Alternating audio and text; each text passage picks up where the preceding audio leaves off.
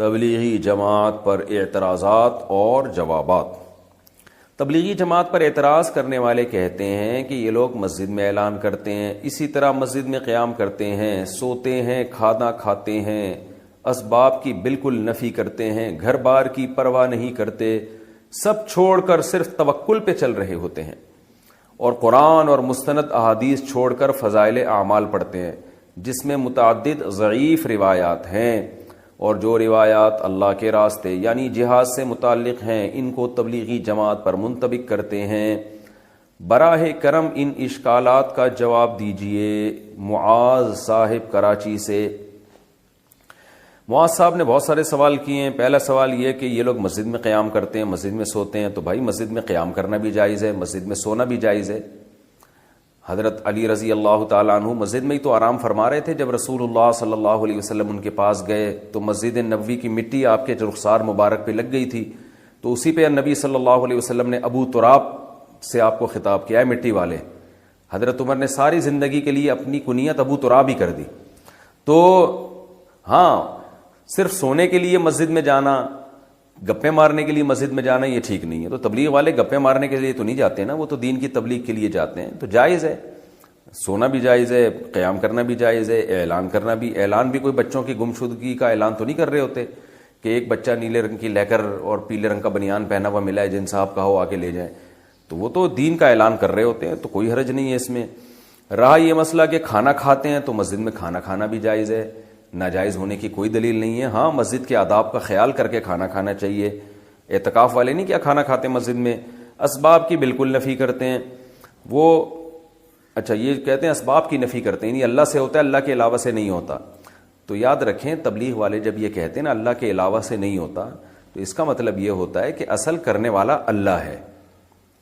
وہ یہ نہیں کہتے کہ اسباب اختیار نہ کرو، اسباب اختیار تو کرتے ہیں، تبلیغ والے بھی تو اسباب اختیار کرتے ہیں۔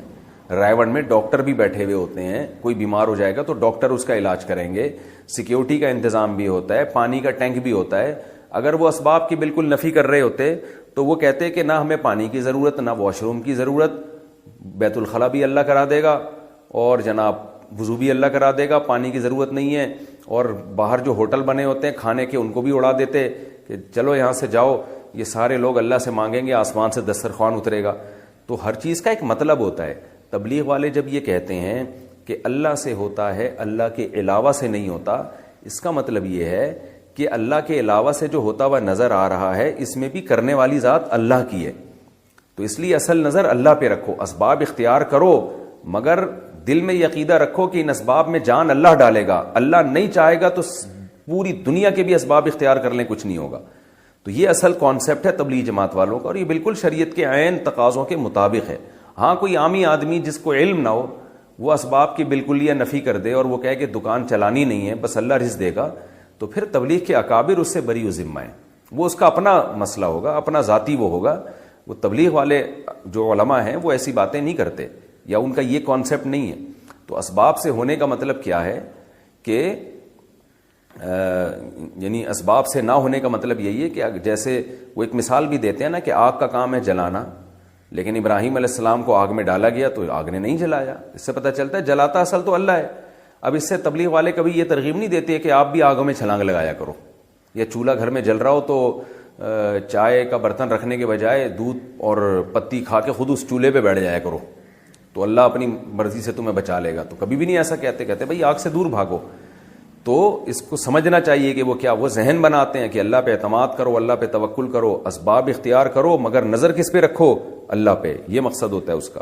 اور یہ جو آپ نے بات کی ہے کہ جی وہ یہ کہتے ہیں گھر بار کی پرواہ نہیں کرتے، یہ بھی غلط ہے، کہتے ہیں سب چھوڑ کر صرف توکل پہ چل رہے ہوتے ہیں۔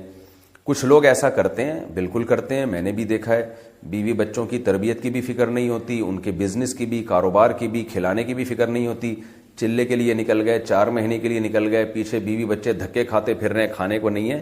یقیناً کچھ لوگ ایسا کرتے ہیں، مگر یہ کچھ لوگ تبلیغ کے اکابر کی اجازت سے نہیں کر رہے ہوتے۔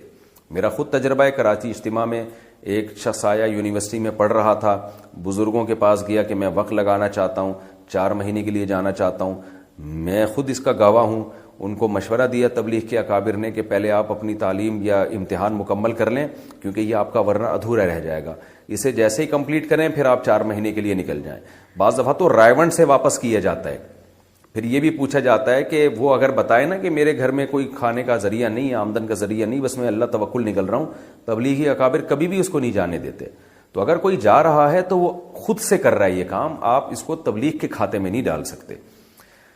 اچھا بھائی، اور یہ جو کہہ رہے ہیں کہ قرآن اور مستند احادیث کو چھوڑ کر فضائل اعمال پڑھتے ہیں جس میں متعدد ضعیف روایات ہیں، یہ بات بھی غلط ہے. فضائل اعمال میں زیادہ تر احادیث صحیح ہیں، ضعیف حدیثیں کم ہیں. اور جو ضعیف حدیثیں ہیں بھی تو وہ مسائل کے بارے میں نہیں ہیں، وہ فضائل کے بارے میں ہیں.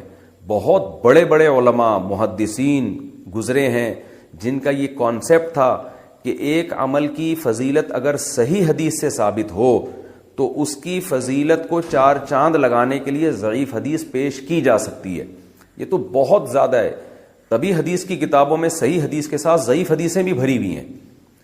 تو وجہ اس کی یہی ہے کہ بھئی اس سے کوئی شرعی مسئلہ ثابت نہیں ہو رہا. فضائل اعمال مسائل کی کتاب تو ہے نہیں. تو یہ ان کا کانسیپٹ تھا کہ بھئی ایک چیز جیسے نماز کی فضیلت پر صحیح حدیثیں بہت ہیں، وہ صحیح حدیثیں بھی فضائل اعمال میں ہوں گی، کچھ ضعیف حدیثیں بھی ہوں گی، لیکن وہ ضعیف حدیثیں اسی صحیح حدیث کی تائید کر رہی ہوتی ہیں. تو اس لیے یہ ایک نعرہ پوری دنیا میں خام خواہ میں پھیلا دیا گیا ہے کہ فضائل اعمال میں من گھڑت